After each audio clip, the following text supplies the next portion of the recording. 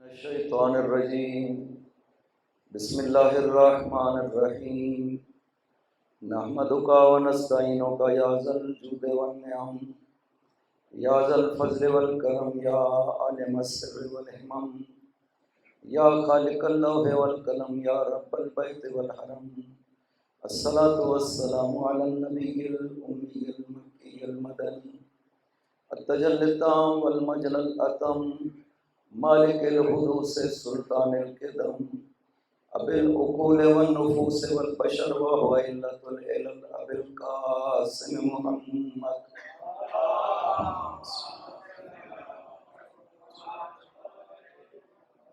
وعلى ابن عمه ووارث علمه وخليفته سید الاولیاء والوصیین امیر المؤمنین وعلى السیدة المعصومة الجلیلہ التي هي جوهرة القدس من الكنز الخفي بدت فاقدت تاليات الأحرف وأئمة الغر بل أبيها سيما بقية الله الأعظم في الأرضين روح له الفداء وأرواح العالمين ولعنة الله على أعدائهم أجمعين أما بعد بسم الله الرحمن الرحيم یا ایھا الذین آمنوا اطیعوا اللہ واطیعوا الرسول واولی الامر منکم فإن تنازعتم فی شیء فردوه الی اللہ والرسول ان کنتم تؤمنون باللہ والیوم الآخر ذلک خیر واحسن تأویلا صلوات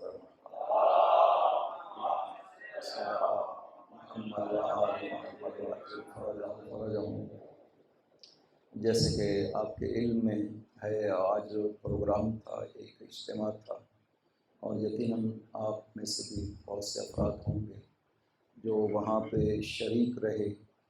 ایک عظیم اجتماع، باوجود اس کے کہ ملت کے افراد کو، عام افراد کو دعوت نہیں دی گئی تھی، ذاکرین، علماء اور بعض افراد کو دعوت دی گئی تھی، اس کے باوجود ایک بہت بھرپور اور بڑا عظیم الشان اجتماع ہوا ہے جنائی میں، اور وہاں پر سارے زعماء بزرگان موجود تھے۔ وہ جو گفتگو ہوئی، چونکہ بل ہی کے حوالے سے تھا، یہ جو بل لایا گیا ہے، ہمیں ضرورت ہے اس بات کی کہ مسلسل اس بات کو اجاگر رکھیں، زندہ رکھیں۔ یہ وہاں پہ بھی کہا گیا کہ یہ اس طرح سے نہیں ہے کہ بس اب ہم یہاں پہ اکٹھے ہوئے ہیں اور یہاں سے چلے جائیں گے تو بات ختم ہو جائے گی۔ نہیں، یہ پاکستان کی امنیت کا مسئلہ ہے، یہ وحدت کا مسئلہ ہے۔ ایک فتنہ پرداز جو لوگ ہیں جنہوں نے پاکستان میں پہلے بھی ہمیشہ ناامنی کی فضا قائم کی ہے اور پاکستان کو نقصان پہنچایا ہے، ان لوگوں کی یہ کاوش تھی دوبارہ پاکستان میں ایسا ماحول بنانے کی۔ تو یہ اس وجہ سے بھی ہر شخص پہ فرض ہے، فریضہ ہے کہ اس حوالے سے ہمیں جب بھی دعوت دی جائے، جب بھی بلایا جائے، ہمیں ایک مذہبی فریضہ ہونے کے ناطے، ایک پاکستان کے ساتھ محبت کرنے کے ناطے ہمارا یہ فریضہ ہے کہ اس طرح کی کوئی کوشش جو ناامن کرنے کے لیے اس پاکستان کو کی جاتی ہے، ہمیں اس کوشش کے مقابل میں کھڑا ہونا چاہیے اور ان قوتوں کو ایک متفقہ اور متحدہ پیغام دینا چاہیے کہ ہم بیدار ہیں اور ہم کبھی بھی ایسی کوشش کامیاب نہیں ہونے دیں گے کہ جو پاکستان کے موجودہ حالات کو خراب کرنے کا باعث بن سکتی ہے۔ وہاں پہ جو ہیں وہ جو علماء موجود تھے، قبلہ علامہ راجہ ناصر صاحب قائد وحدت، انہوں نے بھی خطاب کیا اور انہوں نے بھی یہی فرمایا کہ ہمیں یہ آخری نہیں ہونا چاہیے، جا کر کے بھول نہیں جانا چاہیے، بلکہ ہمیں ایک بڑے اجتماع کا یہاں پہ اعلان کرنا چاہیے کہ جس میں پوری قوم کو اکٹھا کرنا چاہیے۔ تو قبلہ علامہ سے ساجد علی نقوی صاحب نے پھر جب تقریر کی تو انہوں نے یہ اعلان کیا کہ پہلی ربیع الاول کا اتوار جو ہے، پہلا اتوار ربیع الاول کا، اس کو انشاءاللہ اگر یہ مسئلہ حل نہیں کرتے مقتدر ادارے پاکستان کے تو پھر شیعت کو مجبوراً اسلام آباد کا رخ کرنا پڑے گا، اور تمام شیعہ انشاءاللہ جہاں جہاں پر ہیں۔ ایک یہ بات انہوں نے کہی اور قبلہ راجہ ناصر صاحب نے جو دوسری بات کہی ہے وہ ہے 40 کو بھرپور انداز میں قائم کرنا، کہ اس سے ایک ہماری جو اتحاد ہے، وحدت ہے، کیونکہ عزاداری جو ہے وہ ہمیں جمع کر سکتی ہے۔ اس عنوان سے ہمارے بیچ میں اجتماع ممکن ہے، عزاداری اور ولایت امیر المومنین علیہ الصلوۃ والسلام۔ تو ہمیں 40 کے لیے ہر شخص کو ایک اپنی ذاتی ایمان کی ذمہ داری سمجھتے ہوئے ضرور نکلنا چاہیے 40 کے لیے۔ تو یہ مسلسل ایک کوشش ہے اور اس میں خاموش نہیں رہنا چاہیے، ہر شخص کو اپنے طور پر اس میں وظیفہ ذمہ داری انجام دینی چاہیے، چونکہ یہ خطرناک حرکت ہے جو شروع کی گئی ہے دہشت گردوں کی طرف سے۔ اب ان کے ویڈیو کلپ بھی آ چکے ہیں اور انہوں نے بتایا ہے کہ یہ ہم نے کیا ہے، ہم ایسا چاہتے تھے، اور دوسری جو بکواسات وہ کر رہے تھے وہ بھی ساتھ شامل کر لیں۔ تو وہ ایک ناامنی کا جو ان کا منصوبہ ہے، انہوں نے خود اس کو اوپن بھی کیا ہے، بیان بھی کیا ہے کہ وہ کس طرح کا پاکستان میں ماحول چاہتے ہیں۔ تو ہمارے جو مقتدر ادارے ہیں، اسٹیبلشمنٹ ہے، ان کی ذمہ داری ہے کہ وہ ان کے سروں پہ ہاتھ نہ رکھیں، مہربانی کریں۔ آپ نے پاکستان کو پہلے ان کے سروں پہ ہاتھ رکھ کے بہت نقصان پہنچایا ہے، یہ کہہ کر کے ہمارے ایسٹس ہیں، ہمارے قومی اثاثے ہیں۔ نہیں، یہ آپ کے اثاثے نہیں ہیں، یہ پاکستان کے دشمن ہے، یہ پاکستان کی عوام کے دشمن ہے، پاکستان میں امن کے دشمن ہیں۔ آپ انہیں سمجھیں گے نا کہ ان سے کسی کو بھی فائدہ پہنچ سکتا ہے، تو یہ پھر ماضی سارا آپ کے سامنے ہے، کتنے بے گناہ مارے گئے پاکستان میں، خاک و خون بہا یہاں پر۔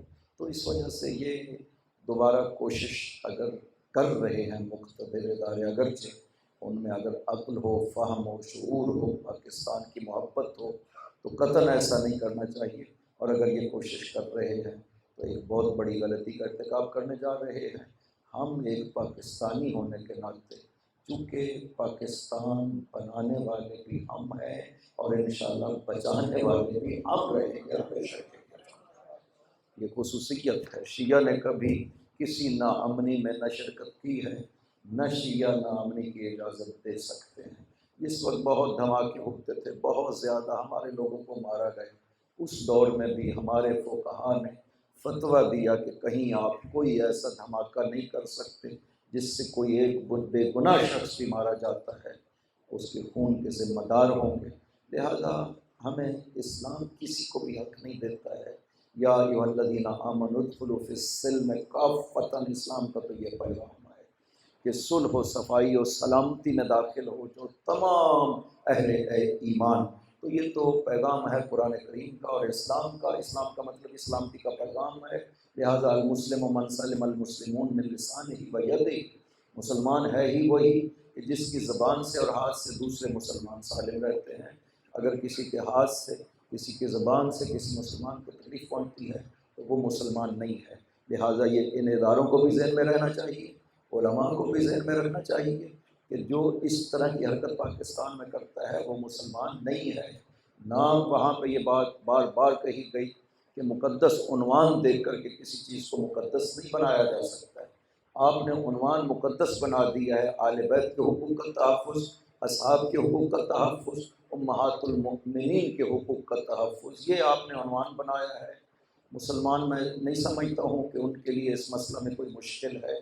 مسلمان جو اصحاب ہیں، حقیقی اصحاب پیغمبر ہیں، ہم ان کے غلام ہیں، ہم ان کے نوکر ہیں، ہم ان کے لیے آنکھیں بچھاتے ہیں۔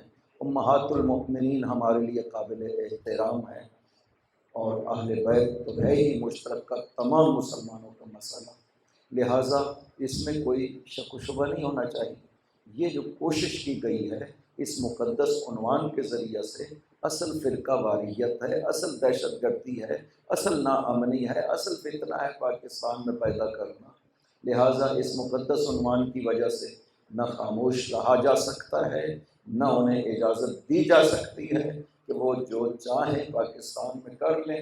یہ چوری چھپے چند افراد کے ذریعے سے یہ بل منظور کروانا خود اس بات کی دلیل ہے کہ کبھی بھی مثبت سوچ کے ساتھ اس بل کو پیش نہیں کیا گیا، چاہے پارلیمنٹ میں پیش کیا گیا یا سینٹ میں پیش کیا گیا۔ اگر مثبت سوچ کے ساتھ ہوتا اور مثبت مقصد ہوتا تو پھر اعلان پیش کرتے، علماء کو اعتماد میں لیتے، تمام علماء کو بٹھاتے کہ یہ مسئلہ ہے، اس میں اصحاب کا مسئلہ بھی ہے، اہل بیت کا مسئلہ بھی ہے، دونوں کی توہین کی جاتی ہے، تو پھر ہم ان کو بتاتے کہ اہل بیت کی جو توہین ہوتی رہی ہے اس پہ آپ ہمیشہ خاموش رہے ہیں، نہ صرف توہین کرنے والوں کو آپ نے کہا کچھ نہیں ہے، بلکہ ان کو مقدس بنایا گیا ہے، ان کو عنوان دیے گئے ہیں مختلف تقدس کے، تو ایسا نہیں ہونا چاہیے۔ میں نے پچھلے ایک دو دن پہلے بھی عرض کیا تھا کہ بنو امیہ ساری تگ و دو جو ہے وہ بنو امیہ کے لیے ہو رہی ہے۔ وَالشَّجَرَةَ الْمَلْعُونَةَ فِي الْقُرْآنِ، قرآن کریم نے جس کو شجرہ ملعونہ کہا ہے، اس شجرہ ملعونہ کو اگر مقدس کرنے کی کوشش کریں گے تو کوئی ایسی کوشش نہ کامیاب ہو سکتی ہے اور نہ ہی اس کوشش کامیاب ہونے کی اجازت دی جائے گی۔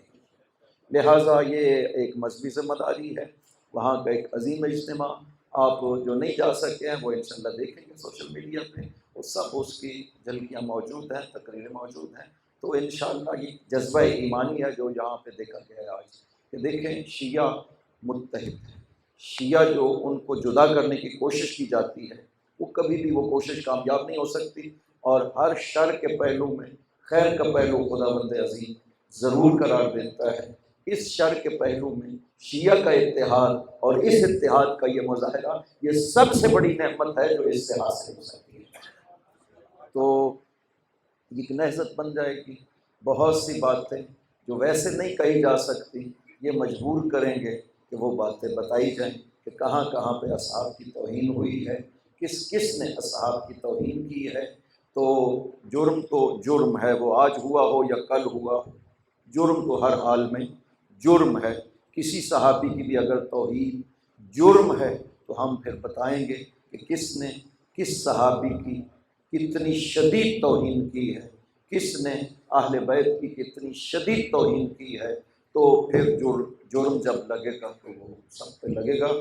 تو انشاءاللہ اس میں خیر کے پہلو پوشیدہ ہیں، یہ نہضت جو فتنہ شروع کیا گیا ہے اس میں ہمارے لیے جو خیر کے پہلو پوشیدہ ہیں وہ انشاءاللہ دن بدن اضافہ تر اور زیادہ تر ہوتے چلے جائیں گے۔ صلوات پڑھیے محمد و آل محمد، اللہم صلی علی محمد و آل محمد وعجل فرجہم۔ خداوند عظیم نے آیا نمبر 59 سورہ نساء میں ارشاد فرمایا، یا ایھا الذین آمنوا، خطاب ہے مؤمنین کو، اطیعوا اللہ، آپ پر واجب ہے اللہ کی اطاعت کرو، اطیعوا الرسول، اور رسول کی اطاعت کرو، وَأُولِي الْأَمْرِ مِنْکُمْ، اور جو تم میں سے اولی الامر ہیں ان کی اطاعت کرو، فَإِن تَنَازَعْتُمْ، اگر آپ کسی چیز میں جھگڑا کریں، فَرُدُّوهُ إِلَى اللَّهِ وَالرَّسُولِ، اپنے جھگڑوں کو اللہ اور رسول کی طرف لوٹا دیں، ذَلِكَ خَيْرٌ، یہ سب سے بہتر ہے، وَأَحْسَنُ تَأْوِيلًا، اور نتیجے کے لحاظ سے بہت اچھا ہے۔ خدا نے 3 ہستیوں کی اطاعت کا حکم دیا ہے۔ میں نے عرض کیا کہ اگر 2 کی اطاعت کافی ہوتی، اللہ اور رسول کی اطاعت اگر کافی ہوتی تو خدا کو قطعاً ضرورت نہیں تھی 7 اولی الامر کو شامل کرنے کی، کیونکہ قرآن کی روح سے کل میں نے بیان کر دیا کہ کسی ظالم، کافر، منافق، منکر، گناہ گار کی اطاعت نہیں کی جا سکتی، لہذا خدا نے اولی الامر میں قطعاً ہمیں حکم نہیں دیا کہ کسی ایسے حاکم کی آپ اطاعت کریں، اور آپ پر اطاعت کرنا واجب ہے کہ جس حاکم نے زندگی میں کبھی بھی ظلم کیا ہو۔ خدا تو ہمیں کبھی بھی ایسا نہیں کہہ سکتا۔ خدا نے دیکھے خاص ہستیوں کا حکم دیا ہے، خاص ہستیوں کو بیان کیا ہے، اس کی وجہ یہ ہے کہ خدا ان کے بارے میں ضمانت دیتا ہے کہ یہ ہستیاں ایسی ہیں جو کبھی بھی میرے راہ سے منحرف نہیں ہو سکتی، کبھی بھی آپ کو دین سے منحرف نہیں کر سکتے ہیں، یہ وہ ہستیاں ہیں۔ لہٰذا خدا نے ان کی ضمانت دی ہے اور ہماری ذمہ داری لگائی ہے کہ یہ یہاں سے آپ کا ہاتھ پکڑیں گے اور یہ آپ کو پہنچائیں گے کہاں پر؟ حوض کوثر پر۔ پاک پیغمبر نے فرمایا لن یفترقا، یہ آل محمد اور قرآن کبھی بھی جدا نہیں ہوں گے یہاں تک کہ پہنچیں گے حوض کوثر کے اوپر۔ یہ جب خدا نے ہمیں بیان کر دیا ہے کہ آپ کے بیچ میں نے ایسی ہستیوں کو بھیجا ہے جو کبھی نہ گمراہ ہو سکتے ہیں، نہ گمراہ کرنے والے ہیں، نہ کبھی غافل ہیں ذکر خدا سے، نہ خدا کی مخالفت کرنے والے ہیں، جب ایسی ہستیاں ہمارے بیچ میں موجود ہیں تو اطاعت بھی ہمیں ان کی کرنی چاہیے جو اس طرح سے ہو جیسا خدا کہتا ہے ہمارے لیے۔ اطاعت بھی ان کی کرنی چاہیے۔ پھر ہمیں اختیار نہیں ہونا چاہیے کہ ہم کہیں کہ ہم اپنے لیے انتخاب خود کر لیتے ہیں۔ دیکھیے اطاعت کے معنی کیا ہے؟ ایک ہے اتباع، ایک ہے اطاعت۔ اتباع کا مطلب ہے کسی کے فعل میں اس کی پیروی کرنا۔ کوئی عمل انجام دیتا ہے، آپ اس جیسا جب عمل انجام دیتے ہیں اسے اتباع کہا جاتا ہے۔ اطاعت کا مطلب ہے کسی کی زبان سے کوئی لفظ نکلے، آپ اس طرح عمل انجام دیں جیسا اس نے فرمایا ہے، اس کو اطاعت کہا جاتا ہے۔ تو اطاعت اور اتباع میں فرق یہ ہوا کہ اتباع عمل کے لحاظ سے کہ کوئی عمل انجام دیتا ہے، آپ اس جیسا اگر عمل انجام دیں گے اسے اتباع کہا جاتا ہے۔ اطاعت عمل کے لحاظ سے نہیں ہوتی ہے، اطاعت ہوتی ہے زبان کے، قول کے لحاظ سے، کہ وہ کچھ زبان سے بولیں اور میں اس کے مطابق عمل کروں جو انہوں نے زبان سے فرمایا ہے، اسے اطاعت کہا جاتا ہے۔ قرآن میں بھی موجود ہے، سورہ نور کی 51 نمبر آیت میں خدا ارشاد فرماتا ہے انما کان قول المؤمنین اذا دعوا الی اللہ ورسولہ لیحکم بینہم ان یقولوا سمعنا واطعنا، کہ مؤمنین کا یہ قول ہے، یہ عقیدہ ہے، یہ نظریہ ہے۔ مؤمنین یہ اعلان کرتے ہیں کہ جب ان کو بلایا جاتا ہے کس کی طرف؟ الی اللہ ورسولہ، اللہ کی طرف اور رسول کی طرف۔ کیوں؟ لیحکم بینہم، تاکہ رسول ان کے درمیان حکم کرے۔ تو ان کا قول کیا ہے؟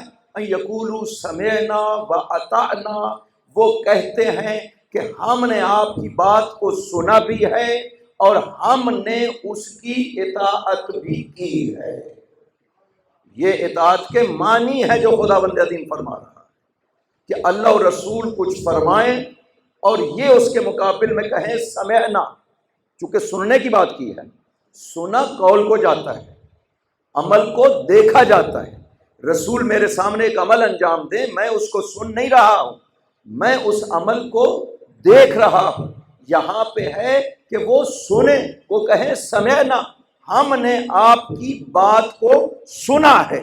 تو بات کو سنا جاتا ہے اور اس بات پہ عمل کرنا اطاعت کہلاتا ہے۔ یہ خصوصیت ہے اطاعت میں۔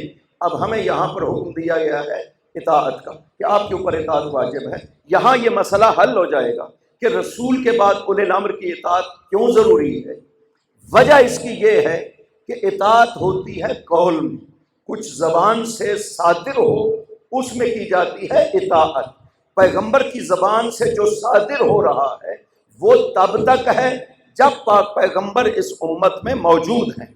جب پاک پیغمبر اس امت سے تشریف لے جائیں گے تو زبان پیغمبر سے ہم کچھ نہیں سن رہے۔ خدا چاہتا ہے کہ رسول کے بعد کوئی ایسی زبان ہونی چاہیے جو مثل رسول حکم دے اور لوگ اس کی اطاعت کرتے ہوئے نظر رہیں۔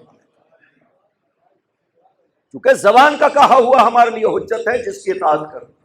تو رسول تو تب تک فرما سکتے ہیں جب تک رسول ہے۔ جب رسول دنیا سے چلے جائیں گے پھر کون سی زبان ہوگی؟ جو رسول جیسا ہمیں حکم دے۔ تو مرکز اطاعت ہمیں رسول کے بعد تلاش کرنا ہے۔ رسول جب تک موجود ہیں وہ مرکز اطاعت ان کی اطاعت کریں گے۔ جب رسول دنیا سے تشریف لے جائیں گے تو مرکز اطاعت مثل رسول ہمارے لیے ہونا ضروری ہے تاکہ وہ فرمائے اور ہم اس کے فرمان پہ عمل کر سکیں۔ وہ زبان مثل رسول ہونی چاہیے۔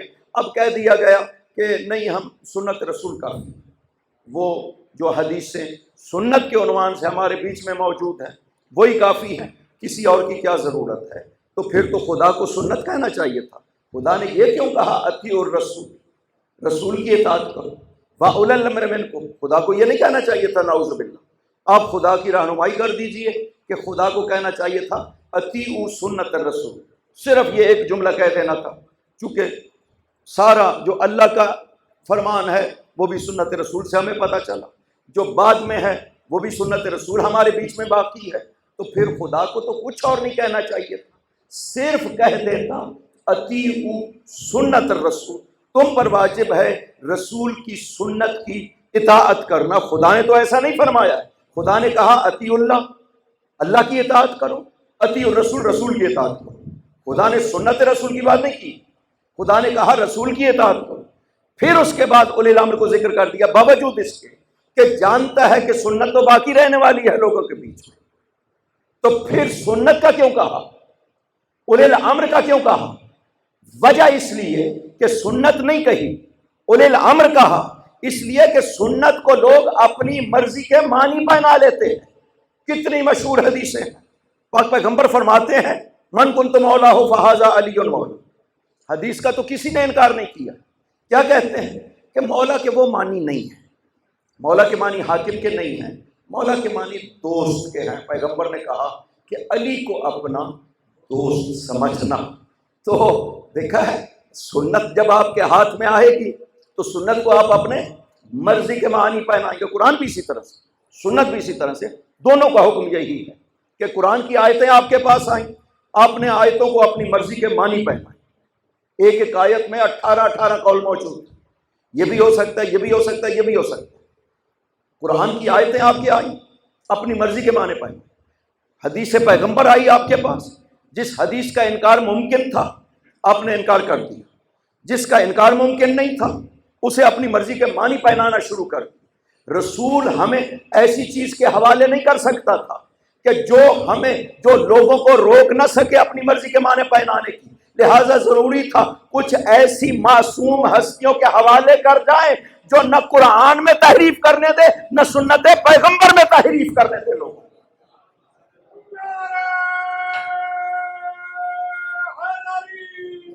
یا علی یا علی، اس لیے اولی الامر کہہ دیا ہے۔ اور پھر خداوند عظیم کا ایک اور طریقہ کار بھی ہے، خدا کسی کو لفظوں کے حوالے نہیں کرتا۔ میں نے پہلے بھی عرض کیا کہ یہ لفظ ہیں، بس یہی تمہارے رہبر ہیں، یہی تمہارے امام ہیں، ان کے ذریعے سے اپنے راہ کو مشخص کر لینا۔ خدا لفظوں کے حوالے نہیں کرتا ہے، خدا شخصیات کے حوالے کرتا ہے۔ اب سورہ حمد کو دیکھ لیجیے، قرآن کریم میں سورہ حمد وہ واحد سورہ ہے جس کا نماز میں پڑھنا واجب قرار۔ میں اکثر یہ بات کہا کرتا ہوں، چونکہ آپ نماز پڑھتے ہیں، آپ کو متوجہ ہونا چاہیے کہ آپ کیا پڑھ رہے ہیں اور کیا کہہ رہے ہیں۔ خداوند عظیم نے سورہ حمد وہ واحد سورہ ہے جو نمازوں میں واجب قرار دیا کہ پہلی 2 رکعت چاہے فریضہ ہو یا نافلہ ہو، آپ پر سورہ حمد کو پڑھنا واجب ہے۔ باقی کسی سورہ کو خداوند عظیم نے نماز میں واجب قرار نہیں دیا، صرف سورہ حمد کو واجب قرار دیا ہے۔ کبھی غور کیا ہے مسلمانوں نے کہ وجہ کیا ہے؟ یہ سورہ حمد خداوند عظیم نے کیوں ہمارے اوپر واجب کیا ہے؟ اس کی وجہ یہ ہے کہ سورہ حمد میں آپ کی ہدایت کا بندوبست کیا ہے خداوند عظیم نے، بیان کیا ہے باقاعدہ طور پر۔ کہیں اور پورے قرآن میں یہ حقیقت بیان نہیں ہوئی ہے، صرف سورہ حمد میں بیان ہوئی ہے۔ آپ کی ہدایت کا بندوبست بیان کیا ہے خدا نے قرآن کریم میں، اس نے واجب کر دیا تاکہ ہر وقت آپ کی آنکھوں کے سامنے رہے۔ کل کوئی یہ نہ کہہ سکے قیامت کے دن کے خدایا سورت تو قرآن میں تھی لیکن میں متوجہ نہیں ہو سکا، کبھی پڑھی ہوگی ذہن سے نکل گئی، کہہ سکتے تھے۔ ابھی بھی کئی آیتیں ہیں آپ سنیں تو ممکن ہے آپ سمجھیں کہ پہلی دفعہ ہم نے سنی، ہو سکتا ہے، لیکن خدا نے نمازوں میں واجب کر دی کہ کل کوئی یہ نہ کہہ سکے قیامت کے دن کہ خدا بندہ مجھے نہیں پتہ چل سکا کہ یہ قرآن میں موجود تھا۔ کہا پڑھو نا ہر وقت نماز میں۔ جب آپ نماز میں پڑھتے ہیں اعترافات ہیں، الحمدللہ رب العالمین، حمد ہے، ساری کی ساری حقیقتیں اس ذات کے لیے جو عالمین کا رب ہے، وہ رحمان ہے، اس کی رحمتیں پوری دنیا پر ہیں، مسلمان کافر سب پہ ہیں۔ الرحیم ہے، اس کی خاص رحمتیں مومنین کے لیے۔ مالک یوم الدین، میں اعتراف کرتا ہوں قیامت کا دن ہے جس دن مجھے اپنے اعمال کا خدا کے سامنے حساب دینا ہے۔ ایاک نعبد و ایاک نستعین، گواہی دیتا ہوں خدایا صرف تجھے تیری عبادت کرتا ہوں، صرف تجھ سے مدد مانگتا ہوں۔ آگے کیا آپ کہتے ہیں؟ اہدنا الصراط۔ یہ سارے اعتراف لینے کے بعد خداوند عظیم کہہ رہا ہے اب مجھ سے مانگو اہدنا الصراط المستقیم، خداوندہ ہمیں صراط مستقیم کی ہدایت عطا فرما۔ آگے پہچان ذکر کرتا ہے صراط مستقیم کیا ہے؟ صراط الذین، یہ صراط کچھ ہستیوں کا راستہ ہے۔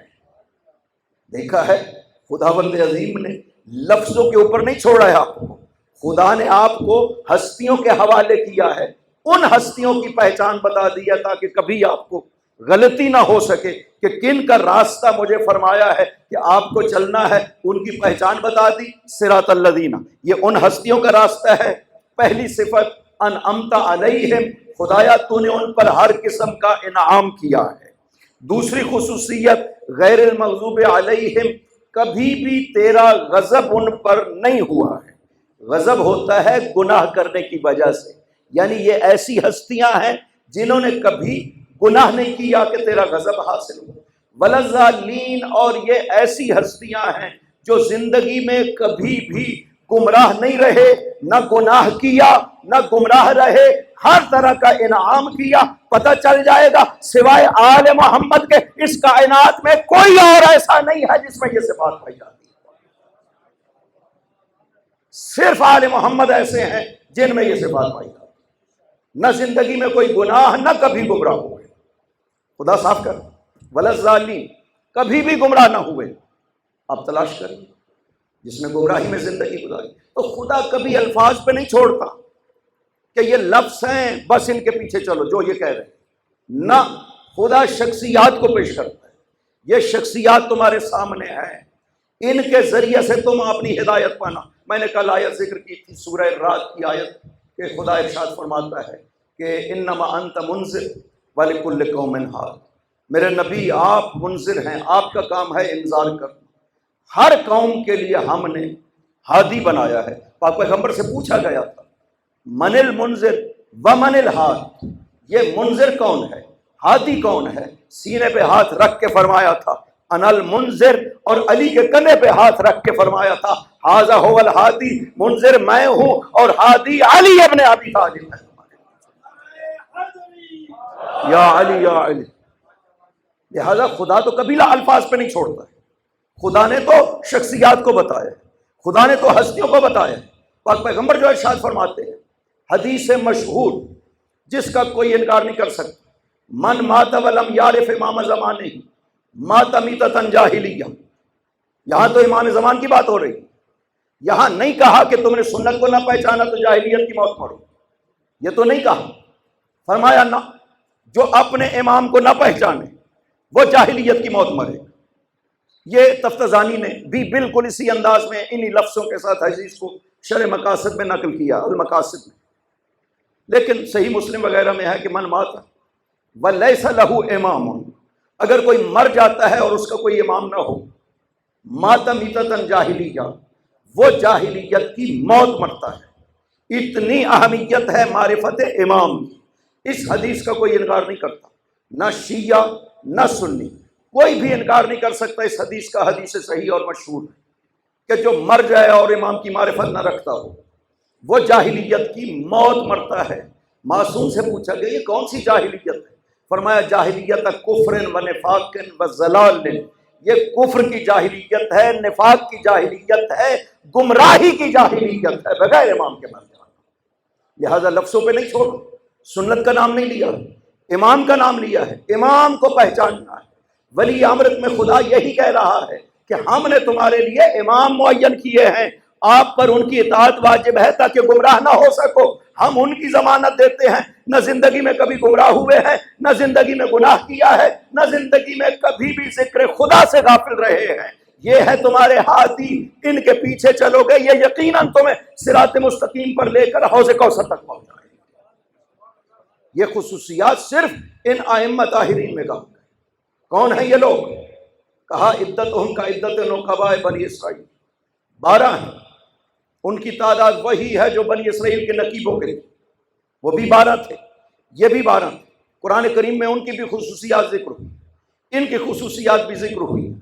خداوند عظیم نے ہمیں کبھی بھی الفاظ پہ نہیں چھوڑا، یہ بات غور کے قابل ہے، کبھی بھی الفاظ پہ نہیں چھوڑا، شخصیات پہ چھوڑا ہے۔ اس حدیث کے حوالے سے ایک بات بہت زیادہ غور کے قابل ہے کہ یہ کیوں کہا کہ جاہلیت کی موت مرے گا؟ موت کو کیوں کہا، زندگی کیوں نہیں کہا؟ کہ وہ جاہلیت کی زندگی جیے گا۔ من حیا، جو شخص زندہ رہتا ہے، ولم یعرف امام زمان، اور زندگی میں امام زمان کو نہ پہچانے، تو وہ جاہلیت کی زندگی گزارے گا۔ یقینی بات ہے، بغیر امام کے اگر مرنا جاہلیت کی موت ہے تو بغیر امام کے جینا بھی جاہلیت کی حیات ہے۔ وجہ کیا ہے؟ زندگی کیوں نہیں کہا کہ جاہلیت کی زندگی ہوگی؟ موت کیوں کہا؟ ایک بہت خاص نقطے کی طرف خدا متوجہ کرنا چاہتا تھا، تاکہ اہمیت امامت پتہ چل سکے کہ جن کو امام مانا جاتا ہے ان کی اہمیت آپ کے لیے کیا ہے۔ دیکھیں، آپ زندگی کے حوالے سے دعوے ہر کوئی کر دیتا ہے، ہم آپ کی زندگی بدل دیں گے، ہم آپ کو خوشحال بنا دیں گے، زندگی کے دعوے ہر کوئی کرتا ہے۔ اب بڑے بڑے فرعون آئے دنیا میں، حاکم آئے، سب نے کہا کہ ہم آپ کی زندگی بدل دیں گے۔ یہ چھوٹے چھوٹے سیاستدان آپ کے محلے کے، وہ بھی آ کر کے آپ کو یہی وعدہ دیتے ہیں کہ ہم آپ کی زندگی بدل دیں گے، آپ کے بچے ان پڑھ نہیں رہیں گے، سکول دیں گے، آپ کو مکان دیں گے، روٹی دیں گے، کپڑا دیں گے۔ یہ زندگی بدلنے کے دعوے ہیں، فرعون بھی کرتا تھا، اور اس کے بعد فرعون جیسے جو بھی حاکم آتے رہے، سب کے سب یہ دعوے کرتے ہیں، سب کو پتہ ہے جھوٹ بولتے ہیں، لیکن یہ وہ دعویٰ کر سکتے ہیں۔ کیوں؟ اس لیے کہ اسے بدل سکتے ہیں۔ اگر بدلنا چاہیں، ایک رفاہی مملکت، ایک رفاہی حکومت اگر قائم کرنا چاہیں تو کیا جا سکتا ہے۔ یورپ والے کیوں کر رہے ہیں؟ وہ کوئی ان کے وسائل بہت زیادہ نہیں ہیں، وہ ان وسائل کو منظم طریقے سے خرچ کرتے ہیں۔ صلوات پڑھیے محمد وآل محمد۔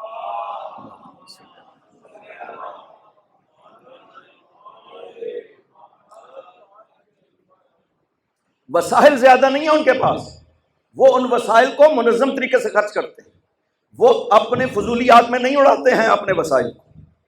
ہمارے حکام کو یہ مرض ہے، اپنے پروٹوکول کے اوپر سارے کا سارا مال اڑا دیتے ہیں جو آپ لوگوں سے ٹیکس کی صورت میں وصول کیا جاتا ہے، بجائے اس کے کہ وہ لوگ تو رفاہ دینا لوگوں کو، یہ ایک حکومت کا کام ہے۔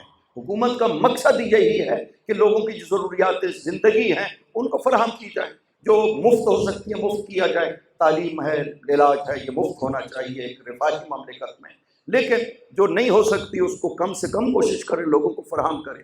تو یہ ہے حکومت کا مقصد۔ تو دنیا کے لحاظ سے دعوے سب کر لیتے ہیں اور کرتے بھی ہیں، چونکہ یہ کر سکتے ہیں اگر کرنا چاہے۔ امامت کے حوالے سے اگر زندگی کا دعویٰ کیا جاتا تو یہ دعوے تو سب کر سکتے ہیں۔ امامت کے حوالے سے موت کا دعویٰ کیا گیا ہے، اگر تم امام کو پہچان کے مرو گے تو ہم تمہاری موت کو منزل معراج بنا دیں گے۔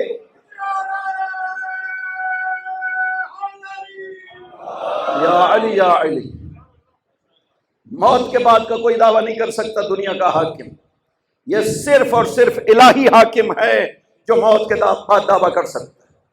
وہ یہ نہیں کہتے کہ کل ہم دنیا جب سامنے پیش ہوگی اپنے اپنے امام کے تو وہ کہیں گے کہ تم نے ہمیں گمراہ کیا تھا، تم پر لعنت، قرآن کی آیت ہے دوسرے پارے میں، تم نے ہمیں گمراہ کیا تھا، تم پر لعنت۔ وہ کہے گا تم میرے پیچھے چلے تھے، تم پہ لعنت ہو۔ یہ قرآن کی آیت ہے، قرآن کہہ رہا ہے کہ وہ ایک دوسرے پہ لعنت کریں گے۔ وہ کہے گا تم میرے پیچھے کیوں چلے تھے، یہ کہے گا کہ تم کیوں آگے آئے تھے۔ تو باطل کے امام تو اس طرح سے وہاں جان چھوڑائیں گے، وہاں سب کو چونکہ حساب دینا ہے اپنے اپنے اعمال کا، لہٰذا وہ کسی کا ذمہ دار نہیں بنیں گے۔ یہ فرق ہے امام حق میں اور امام باطل میں۔ امام باطل کہتا ہے کہ میرا وہاں پہ تم سے کوئی تعلق نہیں ہے، یہاں تم میرے پیچھے چلتے رہے، یہ تمہاری اپنی مرضی ہے، میں نے تمہیں مجبور نہیں کیا تھا، میں اگر سیدھا رہوں تو میرے پیچھے چلنا، اگر منحرف ہو جاؤں تو تم مجھے سیدھا کر دینا۔ وہ امام تم سے جان چھوڑا جاتا ہے، وہ آخرت میں تمہارا ذمہ دار نہیں بنتا ہے۔ امام حق ہوتا ہے جو کہتا ہے یہاں تو تمہیں پتہ ہی نہیں چلا ہماری امامت اور ہماری ولایت اور محبت کا اثر کیا ہے، جب یہاں تمہاری جان پہنچے گی تب تمہیں پتہ چلے گا محبت علی کسے کہتے ہیں۔ یا علی یا علی، حارث حمدانی کو نہیں فرمایا تھا یا ہارو حمدانہ لتعرفنی عند الممات و عند الصراط و عند الحوض و عند المقاسم، اے حارث حمدانی تو علی کو پہچانے گا جب مرنے لگے گا، جب صراط پہ پہنچے گا، جب حوض کوثر پہ پہنچے گا، اور جب مقاسمہ پہ پہنچے گا تب تو علی کو پہچانے گا۔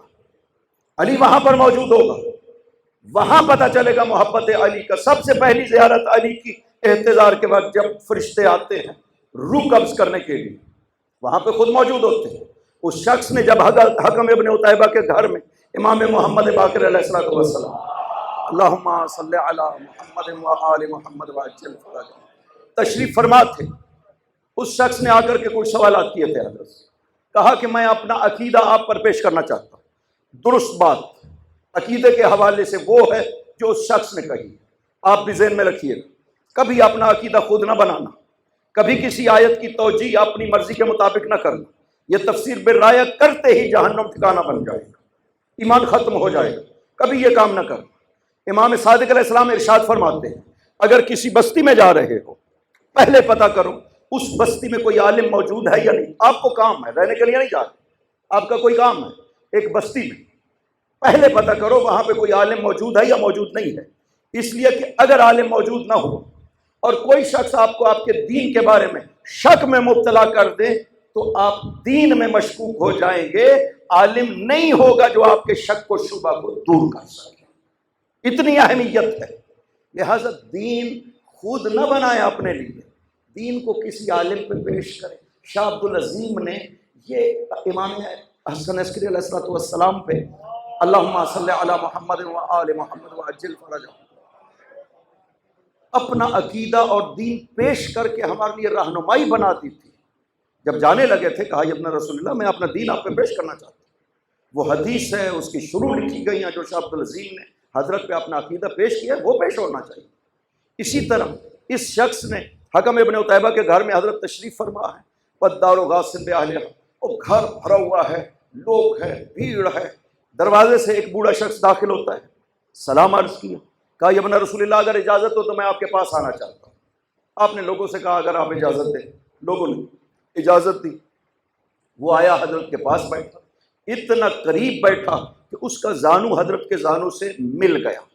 اس نے کہا یا ابن رسول اللہ میں اپنا عقیدہ آپ پر پیش کرنا چاہتا ہوں، آپ اگر تصدیق فرمائیں گے اس پہ باقی رہوں گا، اگر آپ رد فرما دیں گے تو جو حکم ہوگا اس کے مطابق چلوں گا۔ آپ نے فرمایا پیش کرو۔ اس نے کہا کہ یا ابن رسول اللہ انی احبکم و احب کل ما یحبکم، آپ سے محبت کرتا ہوں اور ہر اس سے محبت کرتا ہوں جو آپ سے محبت کرتا ہے، وَأُبْغِضُ عَدُوَّكُمْ وَأُبْغِضُ كُلَّ مَن يُحِبُّ عَدُوَّكُمْ، آپ کے دشمن سے دشمنی رکھتا ہوں اور ہر اس سے دشمنی رکھتا ہوں جو آپ کے دشمن سے محبت کرتا ہے، وَأُحِلُّ حَلَالَكُمْ، آپ کے حلال کو حلال کہتا ہوں، حرام کو حرام کہتا ہوں، وَأَرْجُو أَمْرَكُمْ، اور آپ کی حکومت کا منتظر ہوں، فَهَلْ تَرْجُو لِي ابن رسول اللہ، اس عقیدے کے ساتھ میرے لیے آخرت میں کوئی امید ہے؟ فرمایا میں بیٹھا تھا اپنے بابا کے پاس، پانچویں امام فرما رہے میں بیٹھا تھا اپنے بابا کے پاس، اسی طرح ایک شخص نے آ کر کے میرے بابا سے یہی سوال کیا تو میرے بابا نے اسے ارشاد فرمایا اذا بلغت الہنا، جب تمہاری روح یہاں پر پہنچے گی نا وہاں پر میں بھی موجود ہوں گا، میرے بابا حسین بھی موجود ہوں گے، بابا علی بھی موجود ہوں گے، پیغمبر بھی موجود ہوں گے، تم ایسی چیزیں دیکھو گے کہ تمہارا دل بھی ٹھنڈا ہو جائے گا، آنکھیں بھی ٹھنڈی ہو جائیں گی۔ وہاں پتہ چلے گا محبت علی کا، یہاں تو احساس ہی نہیں۔ مولا نے فرمایا یا ہارو ہمدانہ من یمت یرانی، اے حارث ہمدانی جو بھی مرتا ہے وہ علی کو دیکھتا ہے، مؤمنن کانا او منافقن، مومن ہو یا منافق ہو یا کافر ہو سب علی کو دیکھتے ہیں۔ علی فرماتے ہیں چار جگہوں پہ علی کو پہچانو گے تم، وہاں پہ علی موجود ہوں گے، مرتے وقت علی موجود ہوں گے، ملک الموت سے فرمائیں گے ملک الموت یہ علی کا چاہنے والا ہے، اس پہ نرمی کرنا، وہ عرض کرے گا یا امیر المومنین ماں سے زیادہ محبت کروں گا روح نکالنے میں، اس کے ساتھ تکلیف نہیں دوں گا۔ لہذا کہا گیا ہے مومن خالص کی روح ایسی نکلتی ہے جیسے پھول سے خوشبو نکلتی ہے، پتہ ہی نہیں چلتا۔ بعض مشکلات پیش آتی ہیں، اگر گناہ ہو خدا چاہتا ہے کہ یہ سختیاں موت کی جو ہیں یہ پیش آ جائیں تاکہ یہ گناہ یہیں پہ ختم ہو جائیں، آگے جب جائیں تو وہ سہولتیں ساری کی ساری موجود ہوں، مومنین کو یہ بھی پیش آ سکتا ہے۔ تو یہ پہلا موقع۔ دوسرا کہا پل صراط پہ پہچانو گے علی کو، تیسرا فرمایا حوض کوثر پہ پہچانو گے علی کو، وہاں پہ صرف علی ہوں گے، اور چوتھا فرمایا عند المقاسمہ، مقاسمہ کے وقت بھی تم علی کو پہچانو گے۔ اب سوال کیا حارث حمدانی نے، ومل مقاسمہ تو یا امیر المؤمنین، یہ مقاسمہ کیا ہے؟ فرمایا میں جہنم کے کنارے کھڑا ہو جاؤں گا، جہنم سے بول کے کہوں گا ھذا صدیقی ذری ہے وھذا عدوی خزی ہے، اے جہنم یہ علی کا چاہنے والا ہے، اسے جانے دینا، یہ دشمن علی ہے، اسے پکڑ لینا۔ یا علی یا علی، تو یہ ہے من مات ولم یعرف امام زمانے، موت کا نام اس لیے لیا ہے کہ امام ان کو مانے جو تمہیں موت کے وقت چھوڑ نہ دیں کہ آخرت میں ہم ذمہ دار نہیں ہیں، نہ وہ ہر جگہ پہ نظر آئیں گے۔ خدا بند عظیم نے ان کو قرار دی اس طرح سے، اولی الامر جنہیں بنایا ہے اور ہمیں کہا ہے ان کے پیچھے چلنا، ان کی اتباع کرنا، ان کی اطاعت کرنا، ان کو اولی الامر بنایا ہے، وہ اس لیے بنایا ہے اس دنیا کی خاطر نہیں کہ وہ تمہارے حاکم بن جائیں، تمہارے اوپر حکومت کرتے رہے، اگلے جہان وہ تمہارے ضامن نہ بنے، نہ ان کو اصل تو بنایا ادھر کے لیے گیا، یہاں اطاعت کرو وہاں پہ سہولیات ملے گی ساری کی ساری، وہاں پہ جنت ملے گی، رحمت خدا ملے گی، رضوان خدا ملے گا اگر ان کی اطاعت کرو گے۔ اگر ان کی اطاعت نہیں کرو گے، خدا کہتا ہے میں کچھ بھی قبول نہیں کروں گا، جتنا بڑا عمل مرضی لے آلو میں کچھ بھی قبول نہیں کروں گا اگر اطاعت اولی الامر نہیں ہوگی۔ کیوں؟ آپ نے سورہ حمد میں دیکھ لیا کہ سارے اعترافات ہو گئے، اس کے بعد فرماتا ہے اب مجھ سے مانگو اہدنا الصراط المستقیم۔ یہ کیا بیان کرنا چاہتا ہے خدا بندے کہ توحید بھی ہو گئی، ربوبیت بھی ہو گئی، عبودیت بھی ہو گئی، سب اعترافات ہو گئے۔ پھر آپ کہا کہ اب اپنے امام کی رہنمائی، اب اپنے امام کی معرفت خدا سے طلب کریں، اب اس کی ہدایت طلب کریں، یعنی سارے خدا کے اعتراف کرنے کے باوجود اگر امام کی معرفت نہیں ہوگی، اگر امام کی ہدایت نہیں ہوگی، نہ توحید قبول، نہ ربوبیت کا اقرار قبول، نہ کوئی عبادت قبول بارگاہ خدا میں جتنی مرضی ہے عبادتیں پیش آئیں۔ اس کے بعد ذکر کرنے کا مقصد یہی ہے کہ یہ توحید، یہ ربوبیت تبھی مانی جائے گی کہ جب تم امامت کو مانو گے، جب تم ولایت کو مانو گے، اس کے بغیر کچھ بھی قابل قبول نہیں ہوگا۔ اور وہاں پہ تو پھر ہر جگہ پہ آپ کو نام علی سے واسطہ پڑھنا ہے، خدا نے آخرت قرار ہی اس طرح سے دی ہے، جنت کے ہر دروازے پہ کلمہ لکھا ہوا ہے جو پورا کلمہ ہے لا الہ الا اللہ محمد رسول اللہ علی ولی اللہ۔ فرائض السمتین میں مرحوم جوینی نے نقل کیا ہے العالم الاوحد، جسے ذہبی وغیرہ نے ابن حجر نے العالم الاوحد کہا ہے جوینی نے۔ امام جوینی جو کہ خود استاد بھی ہیں امام بخاری کے، وہ اس کے امام ذہبی کے استاد بھی ہیں، انہوں نے اس حدیث کو نقل کیا ہے کہ جنت کے 8 دروازے ہیں، ہر دروازے پر لا الہ الا اللہ محمد رسول اللہ علی ولی اللہ لکھا ہوا ہے، تو بغیر نام علی کے جنت کے کسی دروازے میں نہیں داخل ہوا جا سکتا۔ ہاں جا یا علی یا علی یا علی حق ہے۔ وہاں پر ایک اور بڑی خوبصورت بات ہے، معصوم کی حدیث ہے، البتہ معصوم نے ارشاد فرمایا ہے کہ ان حلقۃ الجنت علی صفایا من ذهب، وہ جنت کے دروازے پہ کنڈا جو لگا ہوا ہے نا کھٹکھٹانے کے لیے، وہ سونے کی اینٹوں کے اوپر چاندی اب اس کا یاقوت کا کنڈا ہے، وہ جب کھٹکھٹایا جائے گا نا تو اس سے جو آواز بلند ہوگی وہ یا علی کی آوازیں بلند ہوگی۔ خدا نے ہر جگہ وہاں پر نام علی کو رکھا ہے، بغیر نام علی کے آخرت میں کچھ بھی نہیں ہو سکتا۔ لہذا فرمایا ائمہ کی اطاعت کرو، اولی الامر کی اطاعت تم پر واجب قرار دی گئی ہے۔ اور یہ خداوند عظیم نام لے لیتا، وہ اولی الامر کیوں کہہ دیا؟ نام لے لیتا جو اولی الامر تھے۔ یہاں پہ حدیث ہے، جناب ابو بصیر نے صلوات پڑھی محمد وآل محمد، اللہم صلی علی محمد وآل محمد وعجل فرج۔ چھٹے امام سے اسی آیت کے بارے میں آ کے جب سوال کیا تو آپ نے ارشاد فرمایا کہ اولی الامر سے مراد علی ہیں، حسن و حسین ہیں علیہ السلام۔ جب یہ آیت نازل ہوئی تب چونکہ یہ 3 ہستیاں موجود تھیں، لہذا یہ 3۔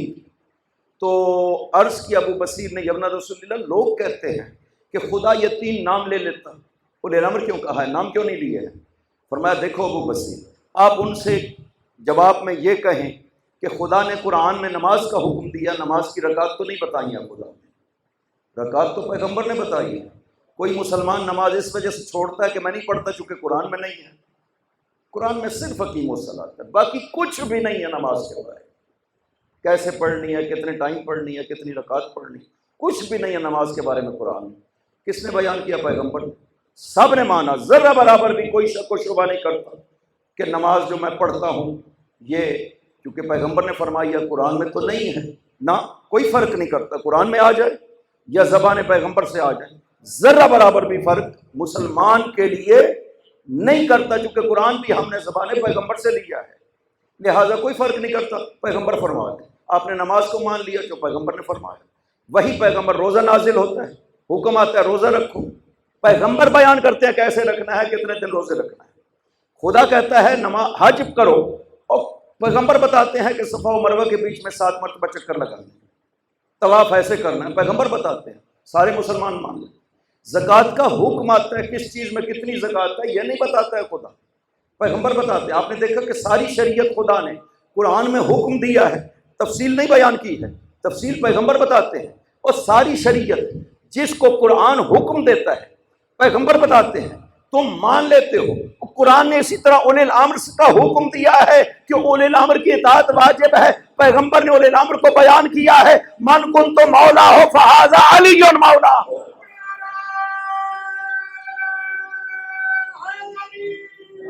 یا علی یا علی. وہی پیغمبر جو پوری شریعت بتا رہے ہیں، وہ ہر ایک حکم مان لیتے ہو. وہی پیغمبر جب اولی الامر بتاتے ہیں تم اسے نہیں مانتے. لہٰذا کوئی فرق نہیں پڑتا قرآن بیان کرے یا پیغمبر بیان کرے. اور پاک پیغمبر نے صرف بیان نہیں کیا ہے، پاک پیغمبر نے لوگوں کو دکھایا بھی ہے.